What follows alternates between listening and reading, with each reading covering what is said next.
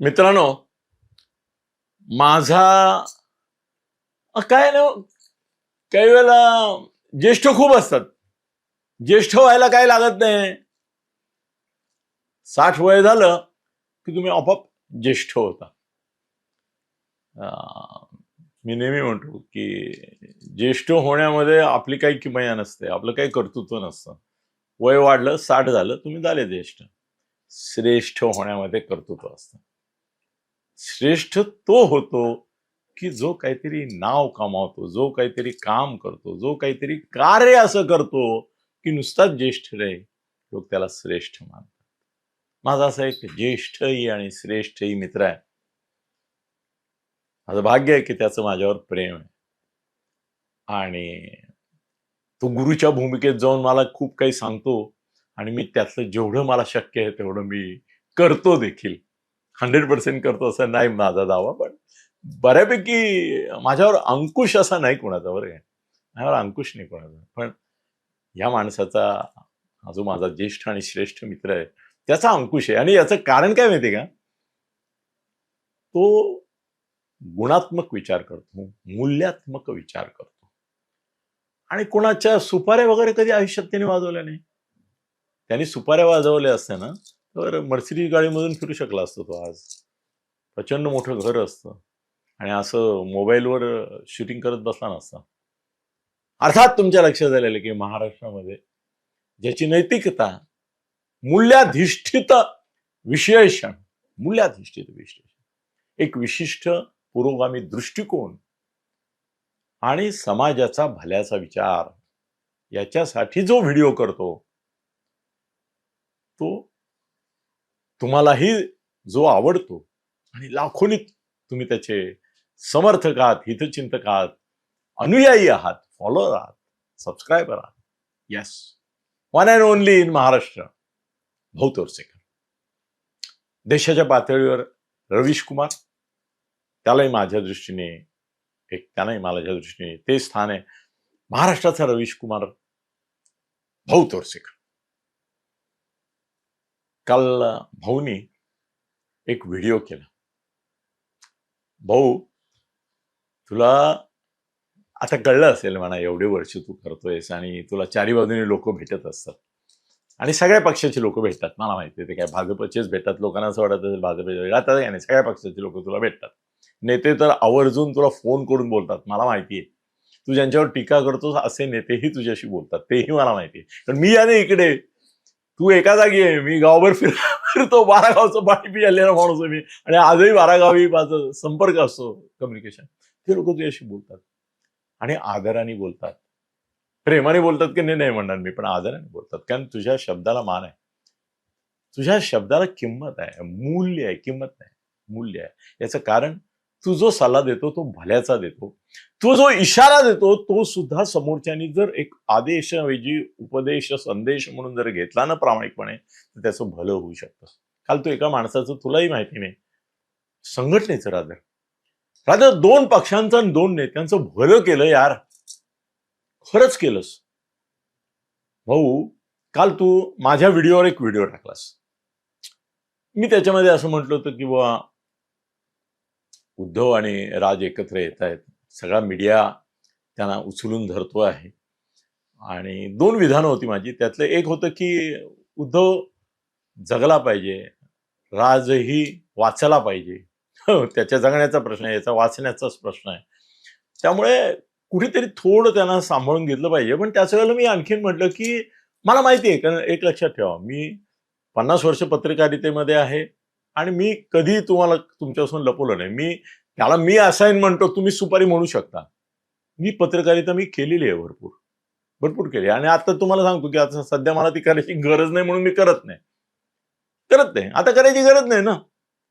आता अरे 17 जानेवारीला मी 77 वर्षाचा होणार, 76 पूर्ण होणार, 77 मध्ये पदार्पण. मग आता मला गरज नाही, सगळं स्थिरस्थावर आहे, सगळं सुस्थितीत आहे. त्यामुळे आता सुपारी पत्रकारिता मी सोडली. आता भाऊला मी असं डोळ्याला डोळा भिडून सांगू शकतो, भाऊ आता मी पण नाही सुपारी पत्रकारिता करत. भाऊच्या डोळ्याला डोळा भिडून बोलायची ताकद लागते आणि ती नैतिकता लागते तुमची, तरच तुम्ही भाऊच्या डोळ्याला डोळा भिडून बोलू शकता. दुसऱ्या कोणाशी काही बोलू शकता.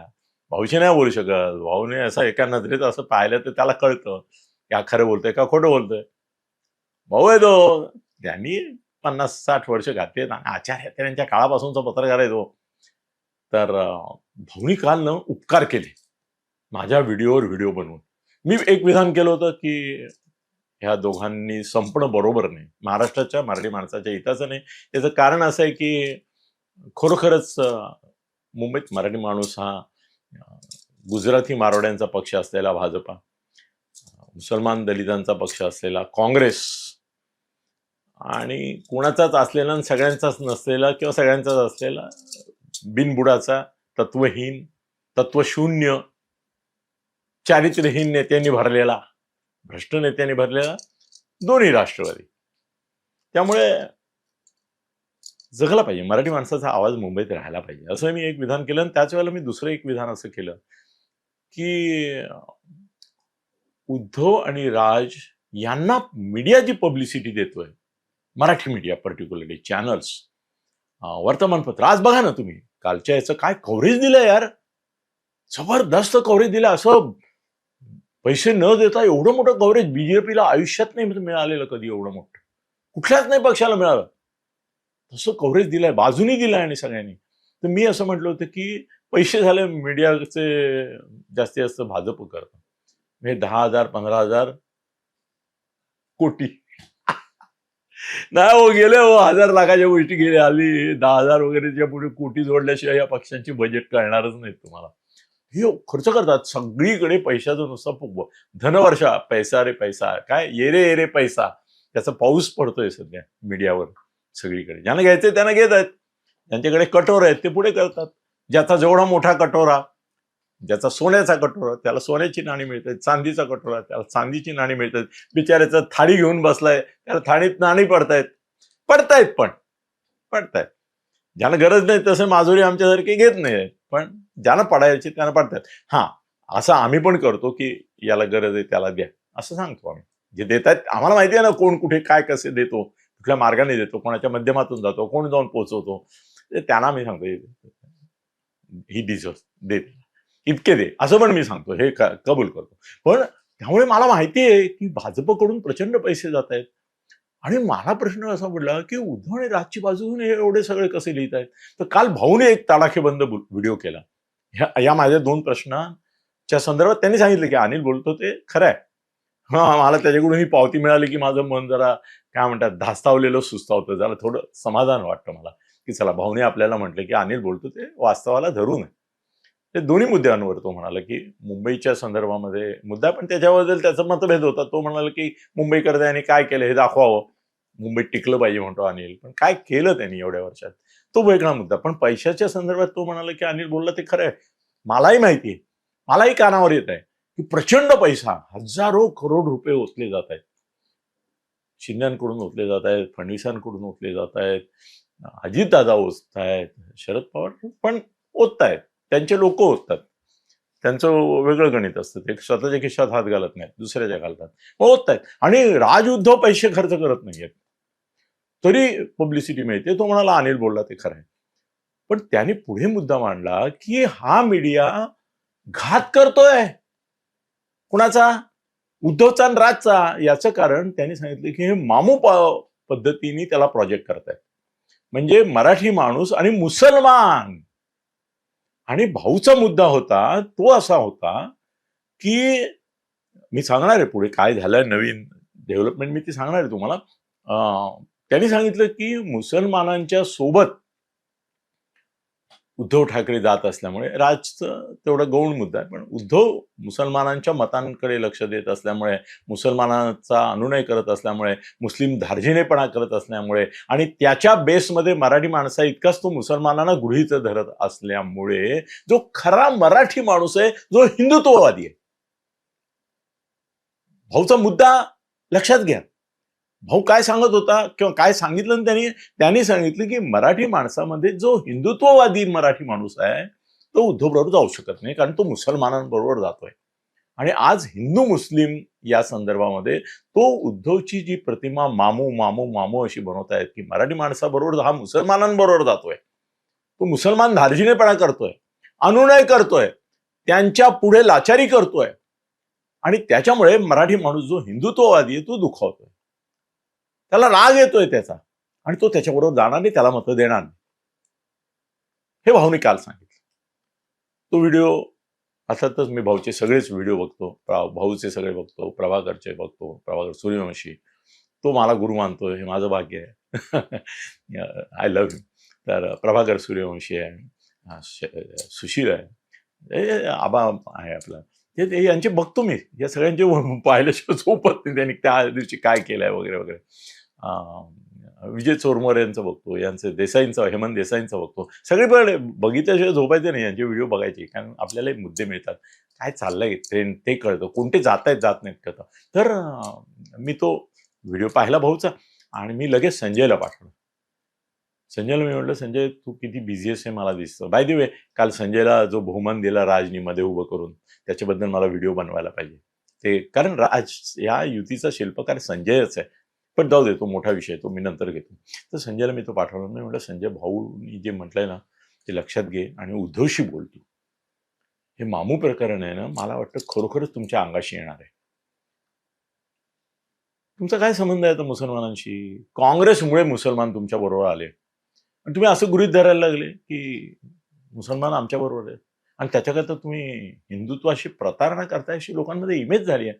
त्यामुळे भाऊ जे म्हणालाय की हिंदुत्ववादी मराठी माणूस कदापि तुम्हाला मतं देणार नाही, ही त्याची भीती जी आहे, किंवा ही त्याचा इशारा आहे, भीती नाही, इशारा आहे. आणि भारतीय जनता पक्ष तुमची तशी इमेज करण्याकरता पैसे खर्च करतोय, हजारो करोड, की हा मुसलमानांचा धार्जिणा पक्ष आहे, हा मुसलमानांचा काय म्हणतात अनुनय करणारा पक्ष आहे, पक्षपाती पक्ष आहे.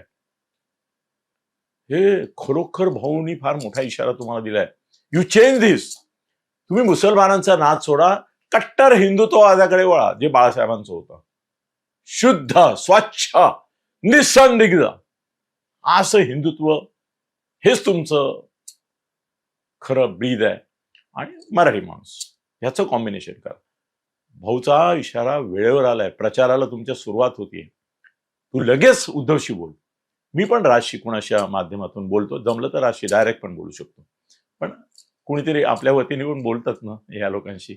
आता मी समजा उद्धवशी नाही डायरेक्ट बोलत, संजयशी बोललो तर उद्धवपर्यंत जातात त्या गोष्टी. तसंच राजच्या बाबतीत पण, की त्याचे अगदी जीवाजीवाचे जे आहे ते माझेही जीवाभावाचे मित्र, त्यांच्या मार्फत मी राजशी कॉन्टॅक्टमध्ये असतो, किंवा मला त्यांचे मेसेज पण येतात, मग उलट तिथे त्याच्याकडून कळतं पण. भेटणं हा वेगळा विषय.